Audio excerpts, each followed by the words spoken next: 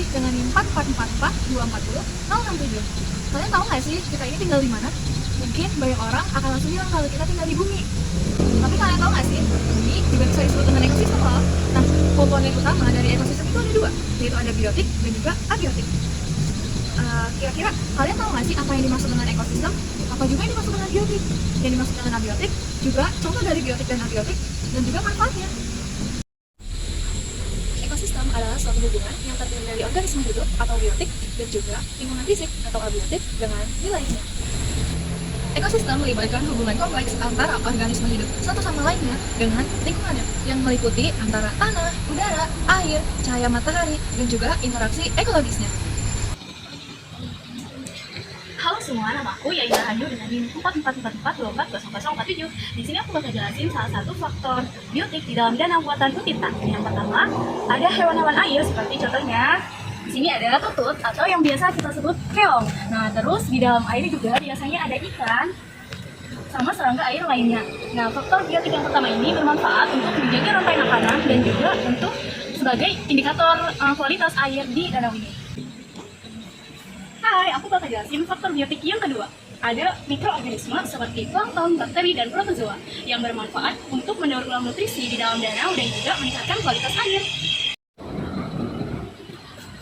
Hai, aku bakal jelasin faktor biotik yang ketiga. Di sini ada pohon. Di sini pohon bermanfaat untuk menyerap karbon dioksida dan juga untuk habitat berbagai serangga dan juga burung. Hai, di sini aku bakal jelasin faktor biotik yang keempat, yaitu rumput.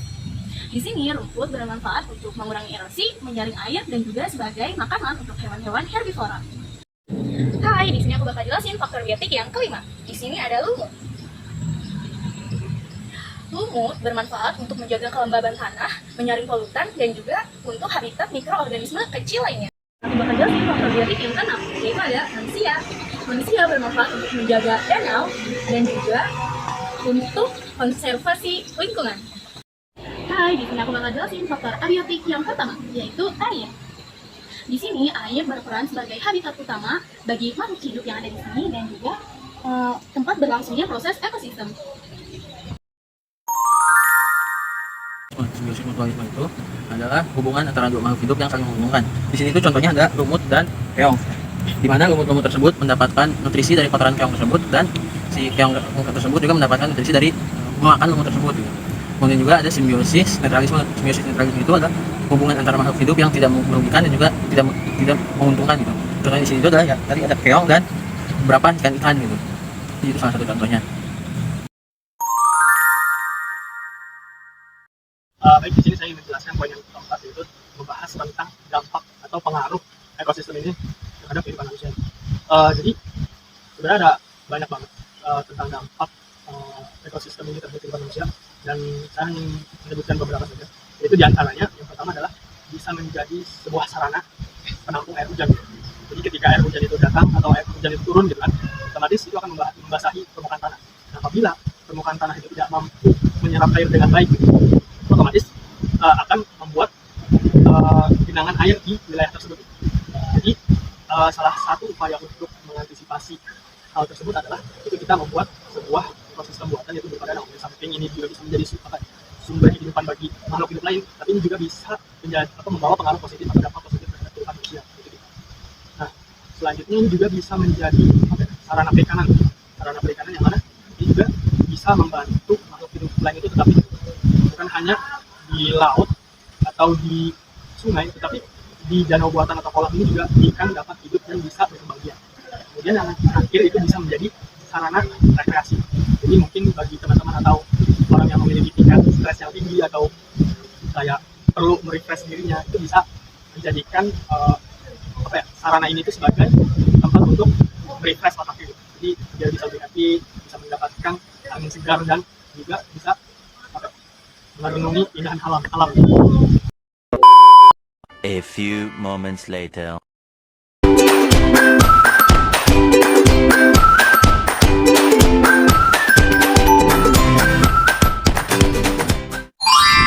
Ekosistem terbagi menjadi dua. Ada ekosistem alami dan juga ekosistem buatan. Ekosistem alami adalah ekosistem yang benar-benar berasal dari alam, yang tidak ada campur tangan buatan dari manusia. Ekosistem alami sendiri terbagi menjadi dua. ada darat dan juga air. Untuk yang darat contohnya seperti hutan, untuk yang air contohnya itu ada laut. Lalu untuk ekosistem buatan adalah ekosistem yang dibuat oleh manusia. Ekosistem buatan contohnya itu seperti ada sawah, lalu ada waduk, ada akuarium, ada kolam, kebun, dan banyak yang lainnya.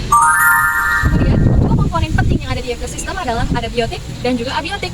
Biotik adalah organisme yang hidup, yaitu seperti contohnya ada mikroorganisme, ada hewan, tumbuhan, manusia, atau yang biasa kita sebut dengan makhluk hidup. Lalu untuk abiotik adalah organisme yang tidak hidup, seperti ada tanah, ada batu, udara, cahaya matahari, suhu, dan yang lainnya. Biotik dan abiotik itu saling berinteraksi satu sama lain yang nantinya akan mempengaruhi untuk makhluk hidup seperti untuk perkembangannya ataupun pertumbuhannya. Maka dari itu kita harus menjaga ekosistem kita agar biotik dan abiotik itu saling seimbang. Seperti contohnya kita tidak membuang sampah sembarangan, tidak menebang pohon sembarangan, dan juga banyak menanam pohon ataupun tanaman. Di sini saya akan menjelaskan apa itu simbiosis dan jenis-jenisnya. Jadi simbiosis itu simpelnya itu adalah hubungan antara dua makhluk hidup. Dan jenis-jenis simbiosis itu salah satunya ada simbiosis parasitisme. Simbiosis parasitisme itu adalah hubungan antara dua makhluk hidup di mana salah satu makhluk hidupnya itu diuntungkan dan salah satunya itu dirugikan. Contohnya di sini itu adalah tanaman padi dan keong. Di mana keong-keong tersebut merugikan untuk tanaman padi karena keong-keong tersebut itu dapat memakan batang-batang dari tanaman padi tersebut. Ada simbiosis kompetisi. Simbiosis kompetisi itu adalah hubungan antara dua makhluk hidup yang saling bersaing untuk mendapatkan nutrisi gitu. Di mana di sini contohnya adalah tanaman padi dan gulma. Di mana tanaman padi dan gulma tersebut saling bersaing untuk berebut nutrisi gitu. Dan juga selain nutrisi itu bisa juga untuk tempat dia berkembang gitu. Kemudian ada simbiosis komensalisme. Di mana simbiosis komensalisme itu adalah hubungan antara dua makhluk hidup di mana yang salah satunya itu diuntungkan dan salah satunya itu tidak dirugikan maupun tidak diuntungkan. Contohnya di sini itu adalah tanaman padi dan ikan-ikan kecil. Di mana ikan-ikan kecil tersebut itu tidak merugikan tanaman padi, tetapi ikan-ikan kecil tersebut mendapat tempat tinggal itu atau perlindungan di antara batang-batang padi gitu. Jadi ikan-ikan itu dapat berlindung dari predator-predator gitu. Simbiosis komensalisme itu adalah hubungan antara dua makhluk hidup di mana salah satunya itu dirugikan dan salah satunya itu tidak diuntungkan dan juga tidak dirugikan. Contohnya di sini ada tanaman padi dan pohon kelapa. Di mana pohon kelapa tersebut menghalangi sinar matahari yang dibutuhkan oleh tanaman padi ini untuk pertumbuhan tanaman padi tersebut. Di sini juga terlihat jelas di mana tanaman padi yang terhalang sinar mataharinya oleh pohon kelapa itu terlihat lebih kecil dibanding dengan tanaman padi yang sinar mataharinya tidak terhalang oleh pohon kelapa. Ini aku bakal jelasin faktor biotik yang pertama yang ada di sawah.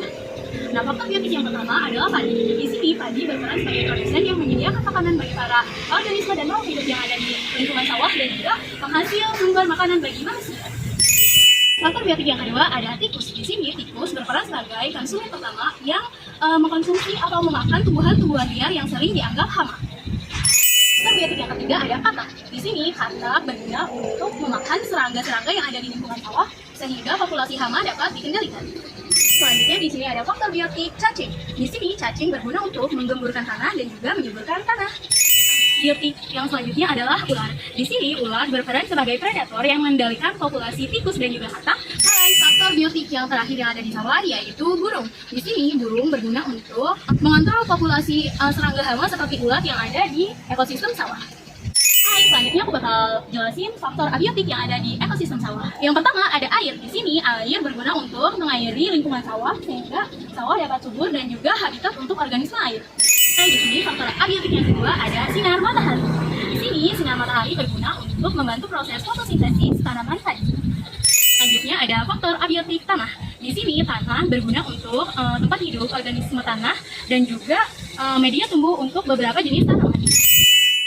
Selain faktor abiotik di atas, di ekosistem sawah juga terdapat faktor udara yang berfungsi untuk menyediakan oksigen untuk respirasi dan karbon dioksida untuk fotosintesis, dan juga faktor suhu yang mempengaruhi pertumbuhan tanaman dan aktivitas organisme di sawah.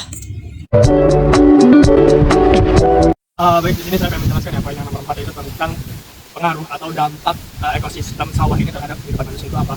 Jadi sebenarnya ada banyak, cuman diantaranya yaitu yang pertama adalah sawah ini bisa dijadikan sebagai sumber pangan kehidupan manusia. Tentunya kita kan hidup di negara yang mayoritas penduduknya itu padat, dan otomatis kita juga perlu mencari sumber pangan yang yang berkualitas, kemudian yang kuantitasnya juga yaitu mencukupi kehidupan manusia gitu. Jadi untuk negara seperti Indonesia ini yang mana penduduknya itu sumber utama makanan itu kan karbohidrat, itu berupa padi. Nah, padi itu kan bisa menghasilkan beras, jadi bisa salah satu manfaatnya itu kan bisa menjadi sumber pangan utama gitu buat kehidupan manusia.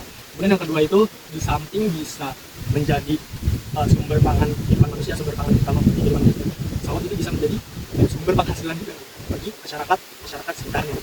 Salah satunya petani. Jadi di samping masyarakat itu terpenuhi kehidupannya dari padi-padi yang dihasilkan oleh petani juga bisa mendapatkan untung penghasilan dari hasil penjualan padi-padi ini gitu, atau berupa beras ini gitu. Jadi masyarakat terpenuhi kebutuhannya dengan padi-padi yang dihasilkan petani, dan petani juga sebaliknya gitu, terpenuhi kebutuhannya dari hasil penjualan padi-padi yang dihasilkan. Sehingga ini juga bisa disebut sebagai simbiosis mutualisme gitu. Sama-sama saling menguntungkan dan ini bisa menjalankan roda kehidupan yang bisa mengantarkan ke kehidupan yang sempurna. Dan yang terakhir, yang ketiga itu ini bisa menjadi sumber pengembangan ilmu pengetahuan. Kita kan berada di ranah pertanian nih, cuman kan ada beberapa jurusan yang memang terjun langsung di lapangan seperti jurusan agroteknologi. Itu kan dia membahas bagaimana sih kita menghasilkan suatu inovasi tumbuhan dengan ilmu tertentu gitu kan. Jadi ini sangat bisa dimanfaatkan gitu. Bisa menghilangkan antara jenis padi yang memiliki gen A dengan jenis padi yang memiliki gen B, kan mungkin bisa menghasilkan sebuah filial atau keturunan yang yaitu bisa bertahan dengan iklim tertentu, atau yaitu bisa menghasilkan kualitas padi yang tinggi gitu, yang baik dan bagus. Jadi itu beberapa manfaat atau pengaruh